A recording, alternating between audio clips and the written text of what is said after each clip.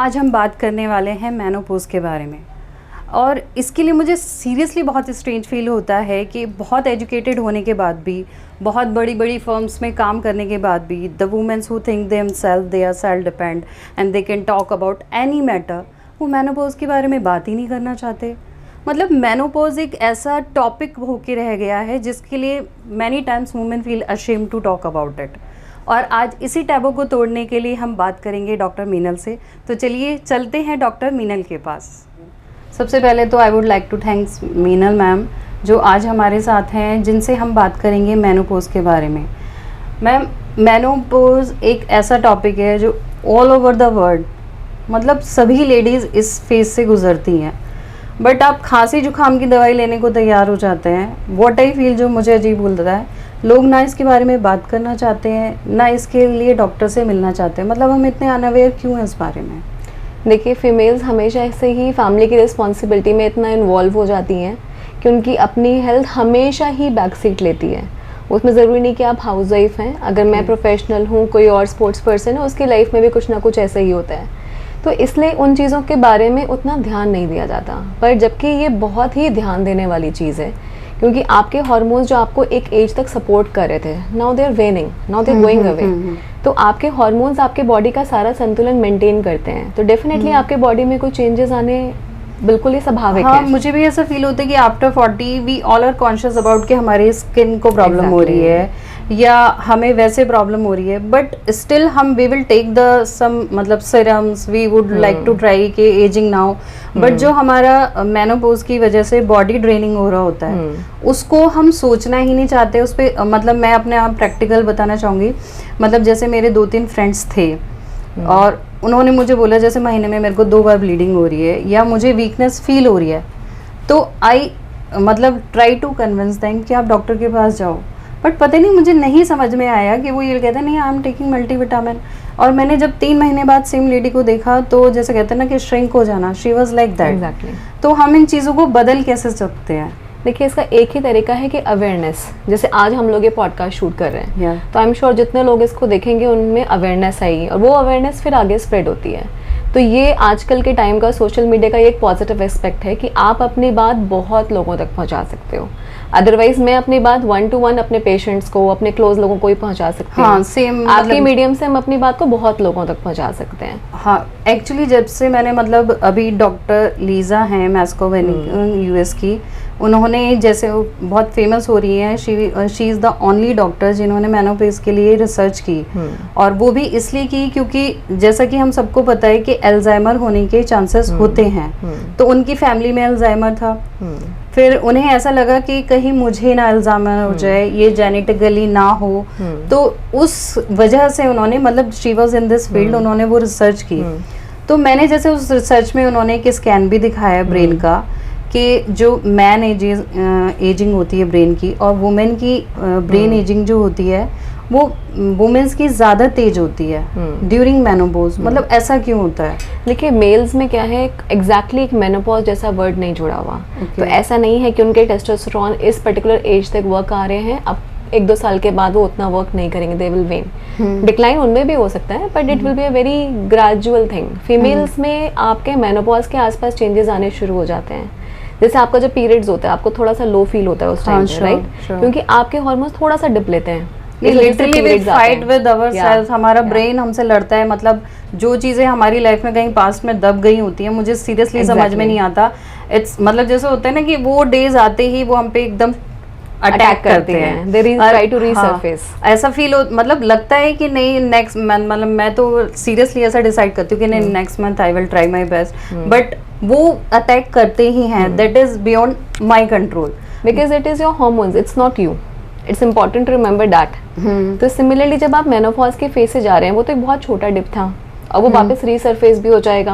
Hormone cycle की fluctuation हर महीने आएगी, राइट? पर जब आपका मेनोपॉज हो रहा है तो अब वो हार्मोन्स परमानेंट डिप लेने वाले हैं। अब उनमें जो मंथली फ्लक्चुएशन थी कि ठीक है वो हल्का सा डिप लिया, उसके बाद वो फिर से बढ़ जाएंगे, फिर से ग्रो करेंगे, वो चीज़ अब स्टॉप होने वाली है। इसीलिए आपके पीरियड्स होने बंद होंगे।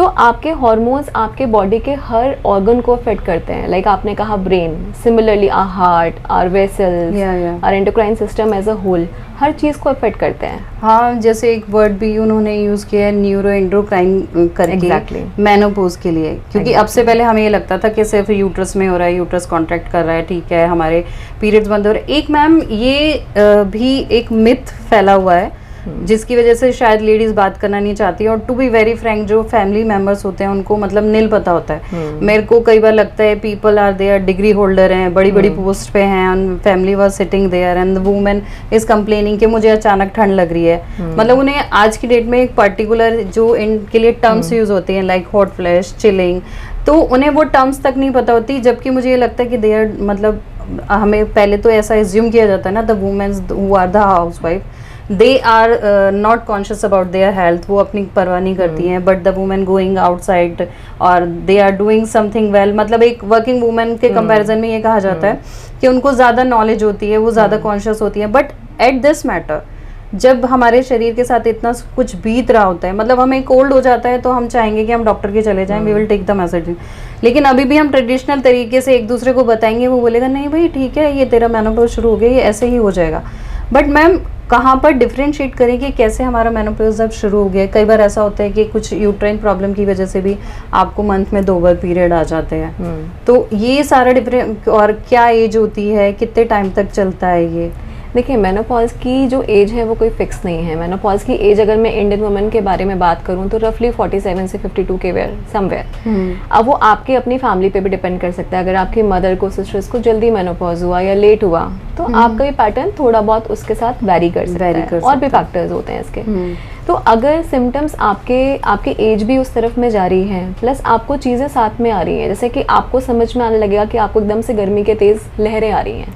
नहीं मैम, एक्चुअली जैसे मैंने पढ़ा हुआ है and you are a doctor, आपको पता है कि these are the symptoms of the menopause. Normal ladies क्या सोचना शुरू करती हैं, अबे अब उम्र हो रही है भैया, अब चला नहीं जाता ना भाई, अब उम्र हो रही है। उन्हें ये नहीं पता कि you are going through with the menopause and there is the solution. तो मतलब उन टर्म्स की भी ही उन्हें पता नहीं होती। और सबसे बुरा क्या लगता है, फैमिली बैठी है, मैंने अभी रिसेंटली एक इंसिडेंट देखा था, my friend was sitting there and she says बहुत तेज ठंड लग रही है, तो बच्चे और फैमिली क्या बोलते हैं, अबे तेरे साथ तो ऐसे ही होता रहता है, मतलब they make the fun of this thing, जबकि ये इतनी बड़ी चीज़ है कि आपका बॉडी स्ट्रगल कर रहा है, आपका ब्रेन की बिल्कुल स्ट्रक्चर चेंज हो जाता है, वो श्रिंक होने लग जाता है एंड यू आर मतलब, लेकिन प्रॉब्लम्स क्या है वो लेडी की भी है, she is rigid that I will not go to the doctor. सबसे बड़ा जो टैबू बना हुआ है कि मैं डॉक्टर के नहीं ही जाऊंगी। तो मतलब उन्हें कैसे कब ये डिसीजन ले लेना चाहिए कि हाँ भाई अब मुझे डॉक्टर के चले जाना चाहिए? देखिए, सबसे पहले तो ये कोई बीमारी नहीं है। हाँ। इसमें अवेयरनेस की जरूरत है। जैसे कि हार्मोन्स आपके 2 बार मेजर फ्लक्चुएशन खाते हैं। पहला जब आप प्यूबर्टी हिट करते हो, हाँ, yes. पूरी फैमिली को पता होता है बच्चा प्यूबर्टी में जा रहा है, स्टेट में तो ये सेलिब्रेशन होता है। एग्जैक्टली। अब वो टैंट्रम ज्यादा थ्रो करेगा, थोड़ा सा उसको मूड इश्यूज आएंगे, उसके साथ थोड़ा सा सॉफ्ट व्यवहार आपको करना पड़ेगा, क्योंकि वो खुद भी अपने एक इमोशनल चेंजेस से गुजर रहा है। तो you have to maintain little patience with the child. Similarly जब आप मेनोपॉज की तरफ में हो तो फैमिली को फिर से वही सपोर्टिव एटमॉस्फेयर उस लेडी की तरफ भी लाना पड़ेगा। अब वो चीज सिर्फ अवेयरनेस से होगी, लेडी की खुद की भी होनी चाहिए भी समझना और साथ में उनके स्पाउस कि it is not her who is acting like this, it is her hormones who are making her act like this. Brain is holding and her. this is not going to be a permanent phase. ऐसा नहीं हो गया menopause हो गया तो आप हमेशा cranky ही रहने वाले हो। एक फेज है, ये फेज निकल जाएगा। जैसे जब बच्चा प्यूबर्टी हिट करता है, कुछ टाइम के लिए उसको डील करना थोड़ा मुश्किल हो सकता है, उसके बाद में that child only becomes a very comforting child. Same is with menopause. अच्छा, मेनोपॉज के लिए जैसे मैंने पढ़ा था कि अगर मेनोपॉज कई आप अच्छे से हैंडल नहीं करते हैं तो लाइक डिप्रेशन और नींद ना आना, और एक चीज़ मैंने अल्जाइमर होता है, थोड़ा थोड़ा भूलने लगते हैं। एक्चुअली सभी घर में होता है, लेडीज़ करती हैं कि मैं ये भूल गई, मैं ये भूल गई, तो वो हम पे मम्मी तुम तो भूलती रहती हो, अबे यार तुझे तो भूलने की आदत है। But the thing is that कि she is going through with the phase जहाँ उसके साथ ये सब हो रहा है, उसे खुद भी नहीं पता होता। टू बी वेरी फ्रैंक, आजकल लेडीज़ को एक वर्ड और मैंने पढ़ा था, दैट इज़ ब्रेन फॉग। वो क्या होता है? ब्रेन फॉग में ये कि आप एकदम से डिसीजंस नहीं ले पा रहे हैं, मतलब आपके माइंड में इतना कुछ चल रहा है एक साथ कि you are feeling completely blank for a moment. Okay. देखिए इसमें एक तो मेनोपॉज का ट्रांजिशन चल ही रहा है, एक तो ठीक है मुझे पता है कि ठीक है वो ट्रांजिशन चल रहा है, तो मैं अपने को ब्लेम नहीं कर रही, मैं हार्मोन्स को ब्लेम कर रही हूँ। एक है कि कुछ चेंजेस चल रहे हैं पर उसमें मुझे तो पता ही नहीं क्या प्रॉब्लम है, तो लेडी अपने को ही टारगेट कर रही है। हाँ, तो सब वो लोग उसी सेल्फ को ही टारगेट कॉन्फिडेंस कर उसका रहे कहीं हैं। ना कहीं डाउन जाने लगता है। We all females are multitaskers. Yeah, अगर yeah, किसी yeah. को एक ही काम है तो वो दो चीजें साथ में नहीं भूलेगा, पर अगर किसी को दुर्गा माता की तरह 9 हाथ से काम करने हैं हाँ, तो तो वो डेफिनेटली बोलते ही कहीं हैं। ना कहीं कोई ना कोई चीज आपकी मिस होगी, तो उसमें खुद को इतना टारगेट करने की जरूरत नहीं है। You are also human being. वो ही प्रॉब्लम होती है कि अक्सर देखा गया है कि 40-41 के बाद आके और 49 तक काफी लेडीज अपना कॉन्फिडेंस लूज कर देती हैं। उन्हें ये लगने लगता है कि I can't do this thing, Yes. नहीं मुझसे तो होता ही नहीं है, नहीं मैं तो कर ही नहीं सकती। एनर्जी लेवल उनका डाउन हो रहा होता है क्योंकि उनका एस्ट्रोजन लेवल डाउन जा रहा होता है, वो फाइट कर रहा होता है ओवरीज और उससे। लेकिन उन्हें क्या लगता है कि भाई आई एम द रिस्पॉन्सिबल, और उसको एक टैबू में जोड़ देते हैं, बुढ़े हो रहे हैं। Exactly. या कई बार लेडीज इसलिए भी बात नहीं करती, जैसा मैंने पढ़ा था 2-4 मतलब इंटरव्यूज भी मैंने पढ़े थे, कि उन्हें ये लगता है कि is it true that womanhood and हो जाता है, प्रोडक्टिविटी तो मतलब खत्म हो रही होती है इस टाइम।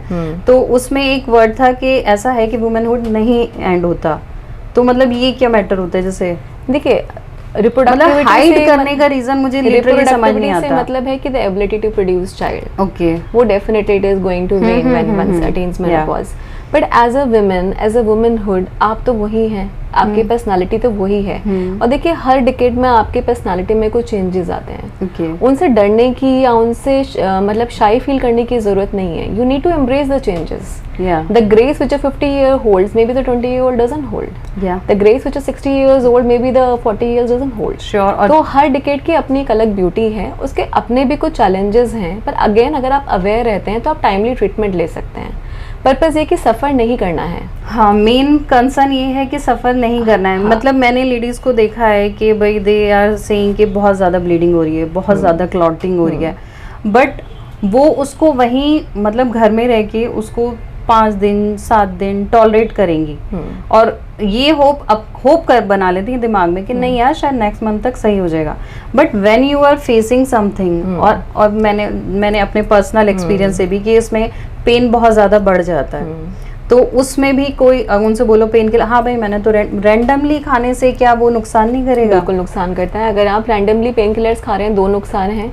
लॉन्ग टाइम तक पेन किलर्स आपकी किडनी खराब कर सकते हैं। Okay. प्लस आपको पेन क्यों हो रहा है ये भी तो जानना जरूरी है। Okay. हो सकता है कुछ ऐसी गांठ हो आपकी बॉडी में जो बहुत आसानी से निकाली जा सकती थी। हाँ। और अगर आप नहीं उसका ट्रीटमेंट देंगे तो वो आगे जाके आपको दिक्कत कर देगी, और अभी आप उससे सफ़र भी कर रहे हैं। तो इससे बेटर है कि आप एक कंसल्टेशन करें। ज़्यादा सब गायनोकोलॉजिस्ट के पास एक इंटरनल एग्जामिनेशन रूम 100% होता ही है। Many of them have an ultrasound machine also, और ये 2 चीज़ें डायग्नोस करने के लिए मोर देन सफिशिएंट होती हैं 90% ऑफ द केसेस।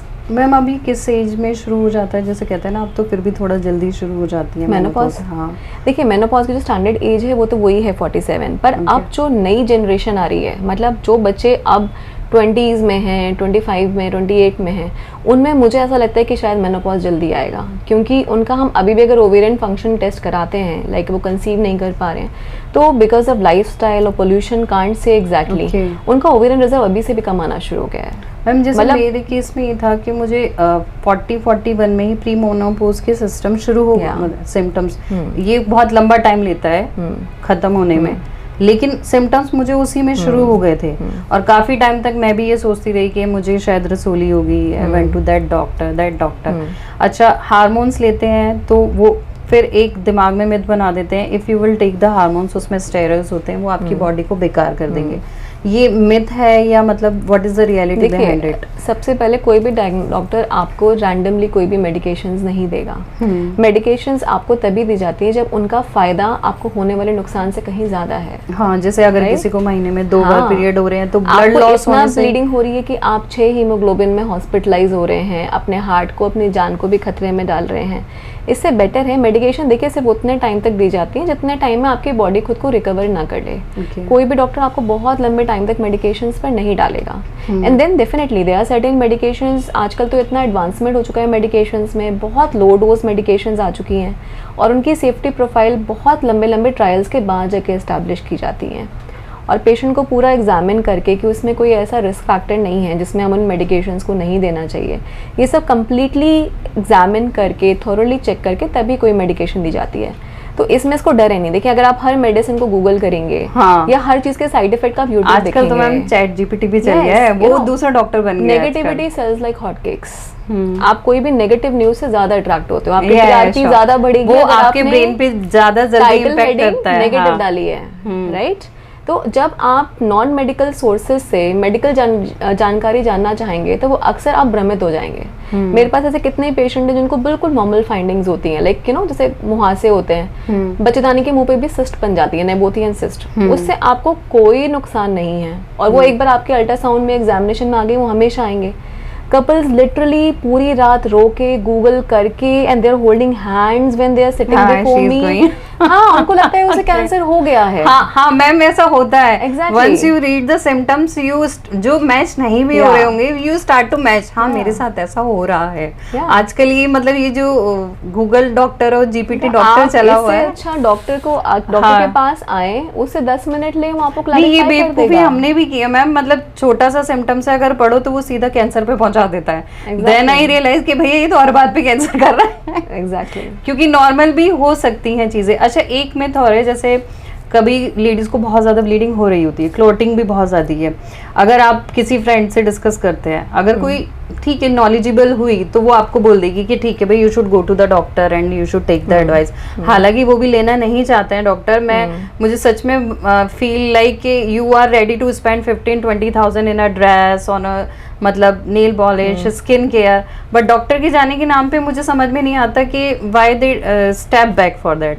तो जैसे लेडीज एक मिथ करती हैं, हमारे बुजुर्ग हमसे बोल देते हैं अरे ये तो कुछ नहीं है, आपका क्लीनिंग ही हो रहा है। बट क्या एक्सेसिव ब्लीडिंग एंड क्लॉटिंग ये वीकनेस लाने में या आयरन की कमी के लिए, मतलब these are the responsible? Definitely. देखिए फीमेल्स वैसे भी एनेमिक होती हैं, क्योंकि अगेन खुद का ध्यान इतना, हाँ एग्जैक्टली, आई नो दैट, खुद का ध्यान इतना नहीं है। पहले हस्बैंड को खिलाएंगे, बच्चे को खिलाएंगे, फैमिली में सबको देंगे, देन दे विल ईट। वो आज भी है। तो आप पहले भी एनेमिक हो तो आपकी जो साइकिल रेगुलर होनी चाहिए उतनी ही होनी चाहिए। आपके शरीर की गंदगी नहीं है। आपका जो बच्चेदानी, आई जस्ट शो यू, ये यूट्रस होता है, ओके राइट। इसके अंदर की हर महीने लाइनिंग बनती है in preparation of receiving a child. मतलब गो वेरी बेसिक। अगर वो चीज़ नहीं हुई है देन इट विल शेड। तो ये कोई गंदगी नहीं है, या आपकी बॉडी की अपनी लाइनिंग थी, राइट। तो अगर ये आपको बहुत ज़्यादा ब्लीडिंग हो रही है तो आपके बॉडी का ही तो ब्लड लूज कर रहे हो आप, और उससे फिर आपको खून की कमी, एनीमिया, और उसके साथ होने वाली फिर बहुत सारी प्रॉब्लम्स आपको आती जाएंगी। और आर्थराइटिस का भी देखिए सब चीजें कोरिलेटेड हैं। आपका हीमोग्लोबिन ऑक्सीजन कैरियर है, आपका हीमोग्लोबिन मैंने अभी पढ़ा था लास्ट मंथ, एम्स के एक डॉक्टर का पूरा आर्टिकल आया था और उन्होंने लिटरली बोला था कि एक लेडी ने सारे स्कैन्स कराए, मतलब उसने ये सोचना ही नहीं चाहा कि मैं मेनोपॉज में भी एंटर कर सकती हूँ। उन्होंने दिल्ली भी दिखाया वो, और एक बड़े डॉक्टर हॉस्पिटल में गई, I would not take the name.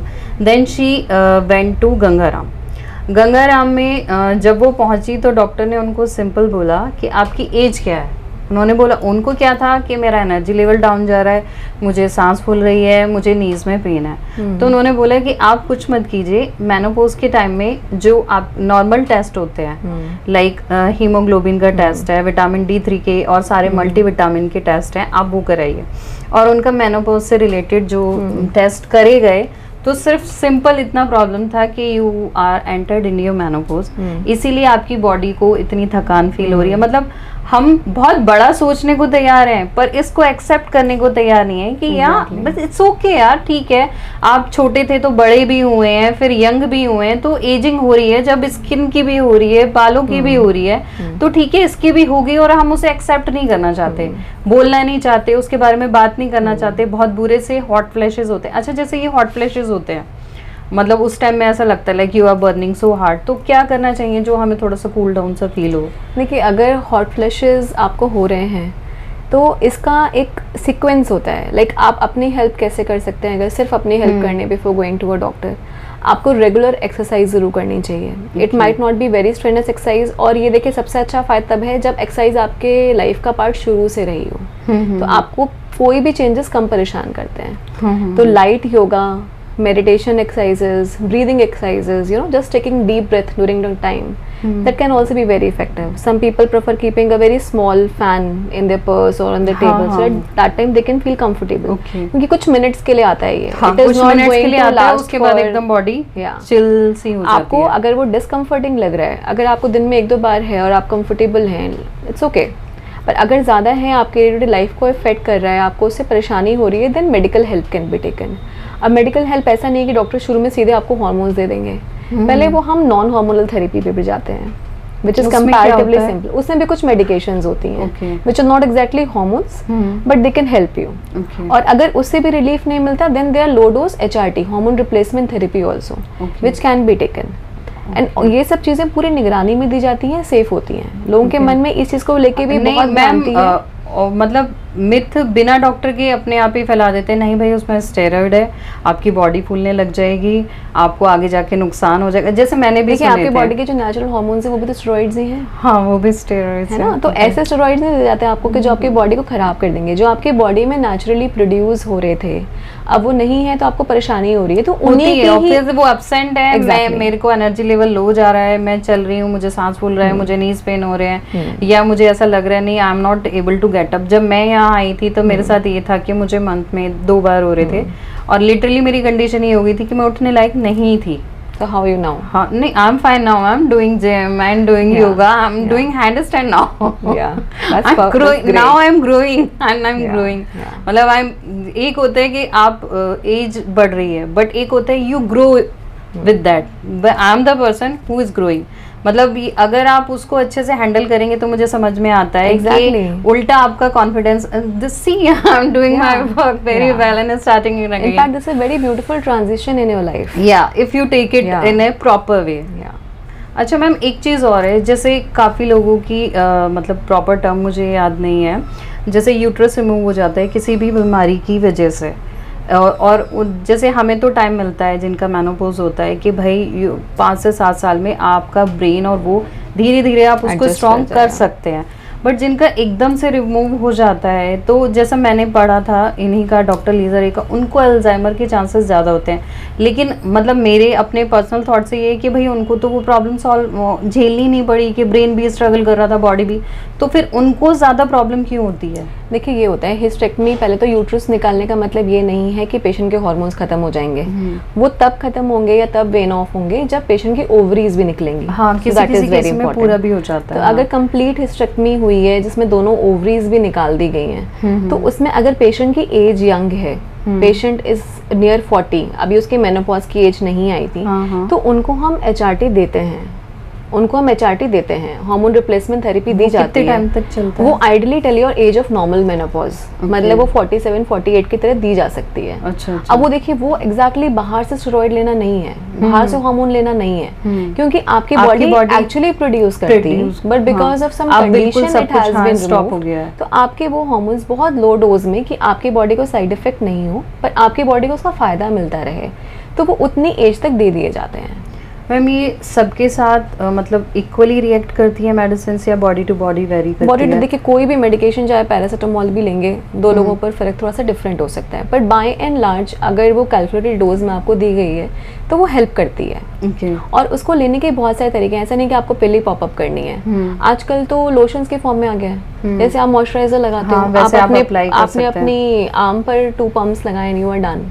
Okay, hormone therapy is like that. हम तो इनफैक्ट HRT के लिए जो मेनोपॉजल में देते हैं, या फिर हिस्टेक्टमी के बाद में किसी को देते हैं, या जैसे हमारे पास कुछ एक पेशेंट्स हैं जिनको कुछ ओवरी में प्रॉब्लम्स की वजह से बहुत यंग एज में बच्चों की ओवरीज निकल गई कहीं, तो अब तो उनकी पूरी लाइफ है आगे, मतलब they are just 17-18 years old when they started coming to me. तो हमने उनको उसी पर ले रखा है, क्योंकि आप मेडिसिन आप मुंह से खाएंगे तो डेफिनेटली वो आपके लिवर से होते हुए जाएगी। अब उनको मुझे बहुत लंबा टाइम देना है, तो उनको हम रेगुलर फॉलोअप में रखते हैं, and we just give them a pump, कि आप उसको बस जैसे मॉइस्चराइजर लगाते हो ऐसे आपने एक पम्प यूज़ किया, you are good to go. Okay. अच्छा मैम, मैं एक पर्सनल एक केस में ऐसा जानती हूँ कि जिनकी ओवरी वगैरह सब रिमूव हुई थी और निकले हुए शायद 5 साल से ऊपर हो गए, बट स्टिल दे बॉडी उनकी पेन फील करना, स्वेलिंग आ जाना पैरों में, तो these are the after effects सभी के साथ होते हैं या कुछ? देखिए, डिपेंड करते हैं अगेन आप कितना फिट हो। ओके, अगर आप शुरू से अपनी फिटनेस पे ध्यान देते हो, फाइट विद दैट, अब जो चीज़ें हैं उसमें भी अगेन आपको थोड़ा मेडिसिन भी लेनी पड़ेंगी, डॉक्टर से कंसल्ट भी करना पड़ेगा, प्लस आपको अपने पर खुद भी काम करना पड़ेगा। You have to start giving more time. और टाइम देने का मतलब ये नहीं है relaxing is also important part. आप half an hour light exercises के लिए निकाल रहे हो, आप 10-15 मिनट्स ब्रीदिंग एक्सरसाइजेस के लिए निकाल रहे हो, आपकी डाइट अच्छी है, डाइट अच्छी इन द सेंस कि उसमें जंक नहीं है, उसमें न्यूट्रिशियस चीज़ें हैं। तो अगर आप ये सब करते हो, आपकी रेस्ट टाइम प्रॉपर है, आपका नींद प्रॉपर है, आप बहुत लेट नाइट तक नहीं जगते हो। अगर आप मिनिमम कितनी नींद लेनी चाहिए? देखिए 7 to 8 आवर्स ज़रूरी है। आजकल जो लाइफस्टाइल में पॉसिबल नहीं है, 4 to 5 ही रह जाता है। नहीं, वो गलत है। Then you have to modify your lifestyle. ठीक है, आप 8 का 7 का है, 7 का 6 का है, मैं फिर भी समझ सकती हूँ, पर अगर आप डेली 4-5 पे जाने वाले हैं तो आप उससे कॉन्सिक्वेंसेस बेयर करेंगे ही करेंगे। लाइक क्या क्या हो सकते हैं कॉन्सिक्वेंसेस? आपकी बॉडी जल्दी एज करने लगेगी। आपको देखिए जब आप सोते हैं तब आपकी बॉडी रिपेयर करती है। या that is a totally healing process. आप कितने दर्द में सो जाएं, आप सो के बेटर महसूस करते हैं। हाँ श्योर, राइट। हाँ ये तो अगर आप सोएंगे ही नहीं तो आपकी बॉडी रिपेयर नहीं करेगी। आप किसी को बिना रिपेयरिंग के हाफ रिपेयर्ड बॉडी को हम चलाए जा रहे हैं, गाड़ी कितना आगे चलेगी, जल्दी ब्रेक डाउन करेगी। ओके। तो और इस चीज को मतलब कैसे नॉर्मली लोग ले सकते हैं, उसके लिए हम और क्या कर सकते हैं?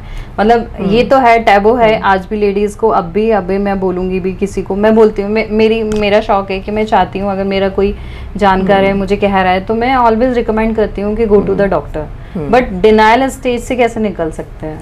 देखिए वो खुद को प्रायोरिटी देना ही है। आपके घर में किसी और की तबीयत खराब हो जाएगी, आपके हस्बैंड की, किसी की भी, मे गॉड फॉरबिड, पर किसी को कुछ भी इश्यू होता है, आप सबसे पहले लेके जाएंगे गो टू द डॉक्टर। और तुम्हारे दिमाग में चलता रहता है यार तुम डॉक्टर के चले, आप नेक्स्ट डे भी नहीं करेंगे, पर आप अपने लिए डिले करते रहेंगे और इनडेफिनेट डिले करते रहेंगे। जैसे फूड हैबिट्स में क्या क्या चेंजेस होने चाहिए ड्यूरिंग दिस टाइम? क्योंकि जैसे ब्रेन आपका बहुत ज्यादा एक्सर्ट कर रहा होता है और अल्जाइमर के चांसेस भी होते ही हैं, तो उसमें किस तरह के फूड को तुम्हें अडॉप्ट करना चाहिए? कि लाइक कुछ लोग होते हैं कि they are weak, they are not able to do the exercise, तो they are some foods with अच्छा एक चीज़ और, मैं ये जो रील्स में बताते रहते हैं 10 तरह के लड्डू बनाओ और खा लो, it's really works for the body? देखिए अगर उसमें न्यूट्रिशियस चीज़ें हैं तो कोई हार्म नहीं है, आप ले सकते हो। जैसे मतलब जैसे कि अगर आपने उसमें डेट्स यूज़ करा है, सीजन के अकॉर्डिंग आपने चीज़ें यूज़ करी हैं, आपने उसमें सीड्स यूज़ किए हैं, डेट्स यूज़ करी हैं, तो ठीक है, न्यूट्रिशियस यू कैन टेक। पर आप ये मत सोचिए कि वही एक चीज पूरा फिक्स कर देंगे। एक वो बन गया है कि लेडीज को ये लगता है कि भाई ये प्रॉब्लम चल रही है, उस रील में फला लड्डू दिखाया था, लड्डू खाने से कैसे हो जाएगा?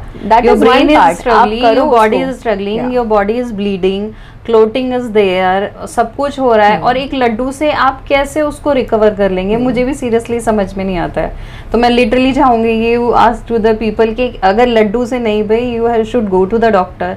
मतलब मैं चाहूंगी कि आप बोलें कैमरा में, ये मैसेज दें कि अगर लेडीज ये सिम्टम्स फील करती हैं। Ma'am arthritis is also the part of this. बिल्कुल, ऑस्टियोआर्थराइटिस। देखिए जब आप मेनोपॉज से गुजर रहे हैं तो आपकी बॉडी का हर ऑर्गन इफेक्ट होता है, ठीक है। अब इसमें से कुछ चीज़ें हमने बहुत ओपनली डिस्कस करी, कुछ चीज़ें हम लोगों ने भी डिस्कस नहीं करी, लाइक जिस चीज़ों को लोग छिपा जाते हैं, यूरिनरी प्रॉब्लम्स, यूरिन लीकेज शुरू हो जाता है, एग्जैक्टली, इट्स वेजाइनल ड्राइनेस होना, रिलेशनशिप के टाइम पे प्रॉब्लम होना, से होता है ना कि यूट्रस कॉन्ट्रैक्ट कर रहा होता है, वो वीक हो जाता है। नहीं, यूट्रस देखिए कोई वीक नहीं होता। ओके, यूट्रस का नॉर्मल है कि मेनोपॉज के बाद वो थोड़ा श्रिंक होकर उसका साइज जरूर छोटा होता है, पर उसमें वीकनेस जैसी कोई चीज़ नहीं होती। आपका जो हार्मोन होता है ईस्ट्रोजन, वो collagen building up, elasticity, secretions, इन सब में इंपॉर्टेंट होता है। तो वो सब चीज़ें अब जा रही हैं, तो इसकी वजह से वेजाइनल ड्राइनेस, टिश्यू की इलास्टिसिटी कम, कोलाजन कम, इसी वजह से स्किन हेयर्स सब पर इफेक्ट आता है। तो वो सब चीज़ें भी आने लगती हैं, पर all these things are treatable. All these things are treatable. This is important. Hair fall शुरू हो जाता है, वो उसको एक्सेप्ट कर लेते हैं, नहीं उम्र हो रही है, हो रहा है, but they don't want to go to the root. देखिए भाई इसका भगवान ने एक ही जिंदगी जिए दी है, उसको अपने तरफ से पूरी मेहनत करके प्रेडिक्शन करके तो एटलीस्ट फुल जिए। आपने तो हार मान लिया, अगर आपने सोच लिया कि अब तो मेरी उम्र 50 हो गई, मोस्टली नहीं मैम 40-42 के बाद मैं मतलब लाइक काफी सारी वीडियोस अगर मैं फॉरेनर्स की देखूं तो दे से इसके 40 के बाद लाइफ स्टार्ट होती है। पर इंडिया में एक हमने बना रखा है कि जैसे ही 40 पे हम पहुंचते हैं एंड स्टार्ट एट लाइक 40-41, पहले तो एज हाइड करना शुरू कर देंगे। एग्जैक्टली भाई प्रॉब्लम क्या है? इफ आई एम 45 यार, आई फील प्राउड, मैंने बहुत एक्सपीरियंस गेन किया है, मैं अपने आप को यहाँ तक लेके आई हूँ।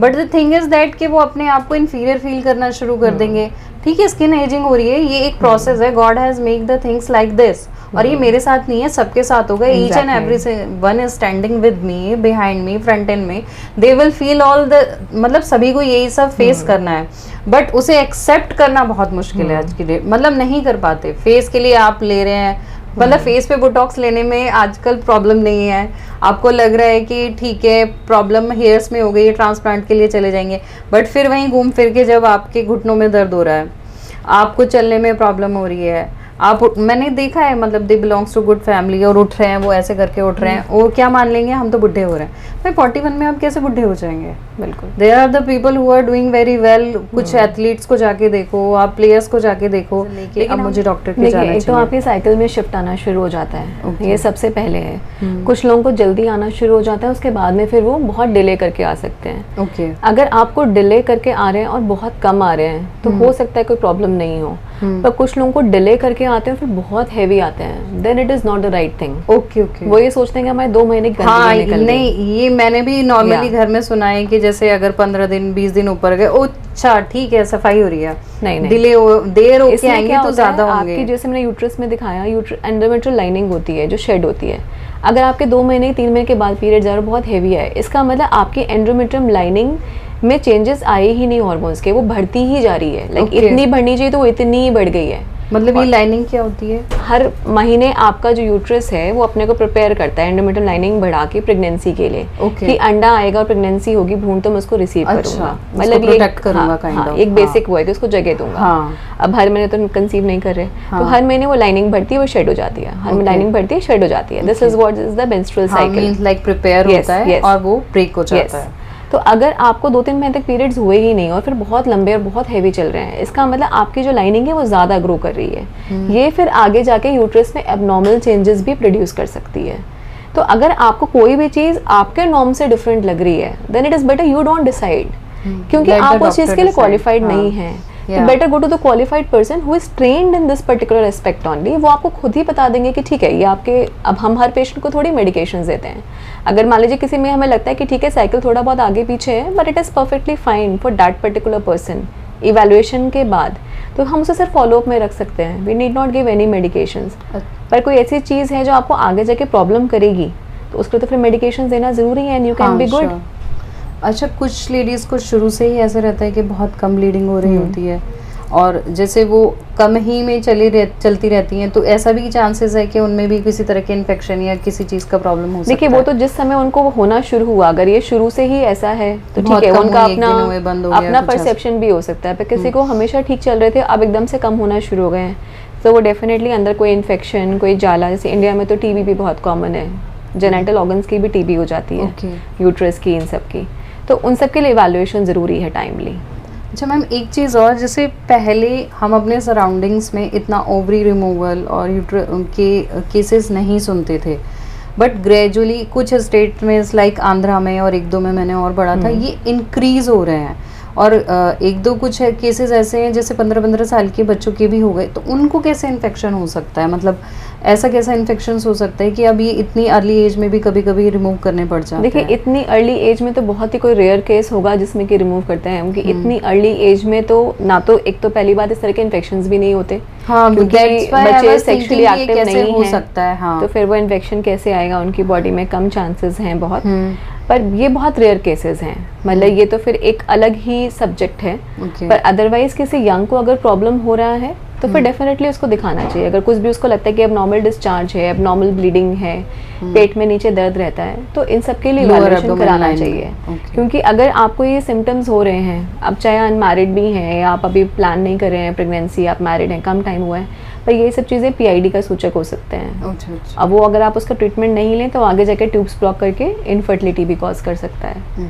अगेन आप टाइमली ट्रीटमेंट ले लें तो मींस वही है कि if you are any feeling any problem in any uterus, चाहे ब्लीडिंग ज़्यादा हो रही है, कम हो रही है, टाइम आगे है, पीछे है, और आपको लग रहा है कि किसी तरह के सिम्टम्स जैसे अभी आपने बताए, ये सिम्टम्स ब्रेन फॉग, और मतलब मैं चाहूँगी कि आप एक बार डिटेल्स में इनके सिम्टम्स मतलब बताएं जिससे लोग इस चीज़ को समझें, और उन्हें जब ये फील हो तो they will come to the doctor.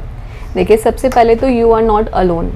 Menopause एक ऐसा फेज़ है जो हर किसी की लाइफ में आना है, चाहे कोई पॉलिटिशियन हो, चाहे कोई एक्टर हो, चाहे कोई बिजनेस वूमेन हो, या फिर कोई आम इंसान हो हम लोगों के जैसे। तो इसमें कुछ चेंजेस बहुत कॉमन होते हैं जो आमतौर पे सभी को आते हैं, जैसे कि आपके मेंस्ट्रुअल पैटर्न में कुछ इरेगुलरिटीज़ आना, हॉट फ्लैशेस होना, मतलब आपको एकदम से बिल्कुल गर्मी की तेज़ लहर आके चली गई जो कि और किसी को फील नहीं हो रही, नींद आने में डिस्टर्बेंस है, आप ज़्यादा क्रैंकी हैं, आप ज़्यादा रिएक्ट कर रहे हैं, मतलब सिचुएशन वही है पर आपका रिएक्शन बढ़ गया है, थोड़ा माइल्ड डिप्रेशन हो रहा है, एंग्जाइटी हो रही है, आपको जल्दी रोना आ रहा है, यूरिन जल्दी जल्दी जाना पड़ रहा है। साथ में किसी किसी को इस एज में थोड़ा कोमॉर्बिड कंडीशंस भी कैच कर लेती हैं, लाइक जैसे कि बीपी, शुगर। तो अपना 40+ में ईयरली चेकअप इन चीज़ों का होना भी एक बार बहुत ज़रूरी है। नीज़ में पेन है, ओवरऑल वीकनेस है, you are not feeling good about yourself, in short. तो अगर ऐसा कुछ है then please do not suffer in silence, which is very very important. There is always treatment available. और treatment का मतलब आप ये मत समझिए कि ट्रीटमेंट का मतलब सिर्फ डॉक्टर आपको एक लंबा प्रिस्क्रिप्शन लेके दे देगा और आपको 8-10 गोलियाँ रोज़ खानी पड़ेंगी। Treatment can be just a counselling session as well. At times a simple counseling session helps more than any other medication. कई बार आप अपनी से बात कह के और उनका सोल्यूशन समझ के ही अच्छा महसूस करना शुरू कर देते हैं। you sometime. Yes, definitely. कि आप अपने आप हैंडल कर सकते हैं, बट उन सारे सिम्टम्स की वजह से यू स्टार्ट फीलिंग डिप्रेसिव, तो आप मैनेज नहीं कर पाते। और दूसरा, अपने को प्रायोरिटी शुरू से दें। देखिए, जैसे कि हमें खाना खाना एक पार्ट है, हम रोज़ खाते ही हैं, सोते ही हैं, उस तरह रोज़ एक्सरसाइज करना भी आपकी लाइफ का पार्ट होना चाहिए। जैसे आपने कुछ लोग वीक हैं, वो एक्सरसाइज नहीं कर सकते, I do not agree with this. अगर आप एक्सरसाइज नहीं कर सकते तो ठीक है, आप हैवी एक्सरसाइज नहीं कर सकते, आप अपने यूट्यूब पर लगाइए या किसी योगा टीचर से सीखिए सूक्ष्म व्यायाम, warm up exercises. It is as simple as doing like this. As simple as doing like this. Means you have to move your body. You have to move your body to get the circulation going, ताकि आपके joints better कर सकें। आप बहुत छोटे से शुरुआत करिए, उसके बाद आपकी बॉडी आपको अपना आप बताएगी आप कितना कर सकते हैं। हम सब, अब आप बोल रहे हैं आप हेड स्टैंड करते हैं, आई एम श्योर आपने फर्स्ट डे नहीं किया होगा। नहीं, it must have taken 2 to 3 months। और जब मैं आपके पास आई थी तो मैं कह रही थी मैम बहुत वीकनेस फील, 2 साल हो गए होंगे शायद, ये 3 साल। एंड नाउ यू आर, हाँ नहीं, upside down, doing very well. मतलब मैं ना energy level is high, I have to learn something more and more. Yes, so बात सिर्फ सही रास्ते पे पहला कदम बढ़ाने की है। आप सही रास्ते पे पहला कदम बढ़ाइए, अपने को प्रायोरिटी देना शुरू करिए, बाकी चीजें अपने आप फॉल बैक होना शुरू हो जाती हैं। Menopause is not like women's you are aging. It's not like women's you are aging. It's a process which will stop, but you have to manage in a proper way. That's it. Thank you, ma'am. My pleasure. For giving your precious time. My pleasure.